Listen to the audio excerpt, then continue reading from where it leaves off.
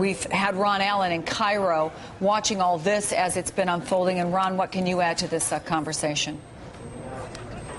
Well, I think the reality on the ground is still difficult to determine exactly what's going on, but it sounds like Tripoli is a place where there's been raging battles today, where the security forces, the army, and perhaps even more significantly, huge groups of foreign mercenaries that Gadhafi has brought in are firing on protesters and citizens again and warning people to stay in their homes.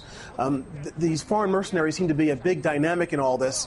There are some reports that he's paying people hundreds, if not thousands of dollars a day to come into the country. There were reports of plane loads of heavily armed men arriving for the past week or more in preparation for a battle in Tripoli.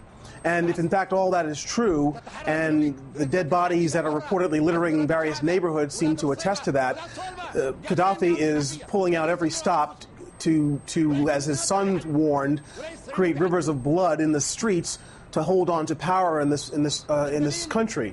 A very different situation out in the eastern part of the country, Benghazi, the second largest city where the rebellion essentially began. And that, of course, is the area of the country where there are some foreign journalists who are able to creep in the eastern part of the country across the Egyptian border.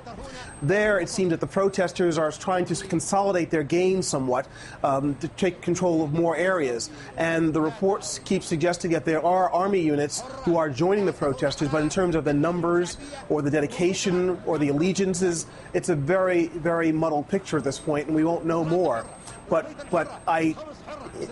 Yes, there are indications of diplomats defecting, about a half a dozen or so around the country, including the entire UN mission. Yes, there have been pilots who have defected to Malta, who were reportedly ordered to fire on their countrymen and who refused. But it sounds like Tripoli is just an armed camp, and that Gadhafi is making a very strong stand there. This speech is supposedly coming from his home that was bombed in the 1980s by then American President Ronald Reagan in retaliation for the bombing of a German nightclub. And that is the backdrop that he is using. You heard in the speech before we started talking about all this how he was ranting about how I stood up to the Americans, I stood up to NATO, I stood up to the British.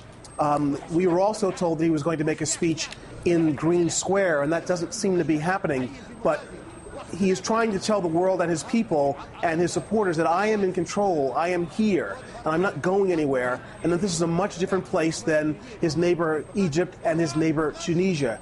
And so far, again, one of the key dynamics, of course, in the Egyptian situation was that the military did not turn and fire on the people. The military essentially let the protests in Tahrir Square grow.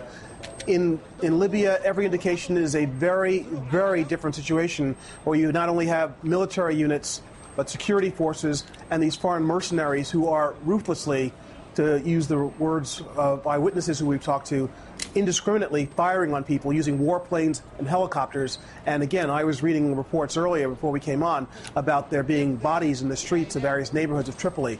So a very different situation. And Gadhafi, in word and in deed, apparently is going to hang on as long as he can. And these reports of the regime cracks, toppling, based on what we're hearing, this could all be an illusion.